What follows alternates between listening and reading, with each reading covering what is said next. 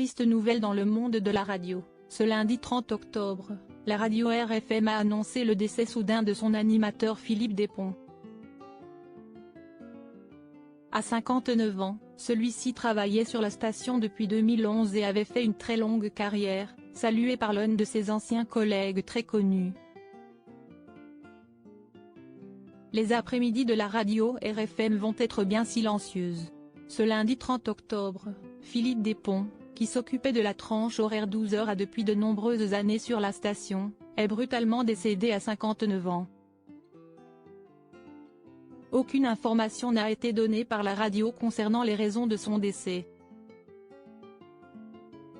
Mais dans un communiqué diffusé sur les réseaux sociaux, ils ont tenu à lui rendre hommage. Si est avec une profonde tristesse que nous venons d'apprendre la disparition de Philippe Despont.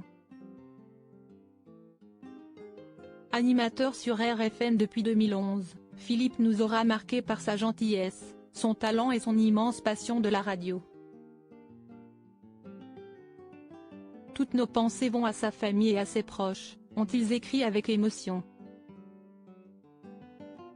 Son collègue Pat Angeli, qui anime la tranche horaire juste après lui, a quant à lui publié un long texte sur ses réseaux sociaux.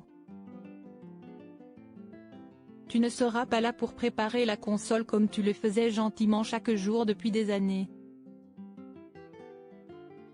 Tu ne me raconteras pas pour la 100e fois ton anecdote de radio de 1997 quand tu avais passé le mauvais jingle ou celle de 2002 quand tu avais oublié de fermer le micro avant de lâcher un merde à l'antenne. Toi qui t'occupais des autres plus que de toi-même, je ne veux pour preuve les tournées que tu faisais dans les rues avec la protection civile pour venir en aide aux plus démunis. Et surtout on ne parlera plus de radio ensemble, toi le passionné parmi les passionnés que nous sommes. Tu m'as inventé le pire passage d'antenne. Tu vas me manquer chaque jour Philou, a-t-il écrit.